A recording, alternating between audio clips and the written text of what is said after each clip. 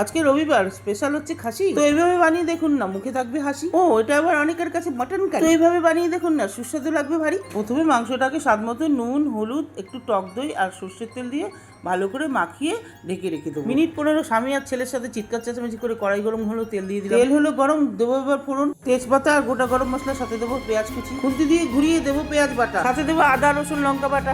আবার একটু খুন্তি দিয়ে গোল গোল করে ঘুরিয়ে দেবো স্বাদ মতো নুন, হলুদ, জিরের গুঁড়ো, ধনের গুঁড়ো, শুকনো লঙ্কার গুঁড়ো, কাশ্মীরি লঙ্কার গুঁড়ো। আবার একটু উল্টে পাল্টে ঘুরিয়ে দেবো টমেটো পেস্ট। আবার একটু অল্প কষিয়ে সামান্য চিনি দিয়ে মশলা করবো সেট। এবার কড়াইতে দিয়ে দেবো খাসি, প্রেসারে দিলে বাজবে বাজ। এবার একটু কষান, ভালো করে কষান, যেমন বউয়ের মান ভাঙাতে একটু টাইম লাগে, ভালো করে কষান। এরকম ছেড়ে দেবে তেল। এবার ঢেলে দেবো প্রেসারে, দিয়ে দেবো জল আর লঙ্কা। মিনিট 5 সিমে রাখলে বাজবে ঘন্টা। মাংস হলো কষা, গরম নরম, দেবো মশলা গরম, সঙ্গে দেবো ঘি। বানাতে কষ্ট হলো, খাওয়াটা ফ্রি। বেশ হয়ে গেল মটন কারি, খেতে লাগবে মজায় ভারী। ঘন হলো গ্রেভি, খেতে খেতে মন আমার ড্রিম। তাই ভিডিওটা দেখে লাইক সাবস্ক্রাইব করলে মন লাগবে হেভি।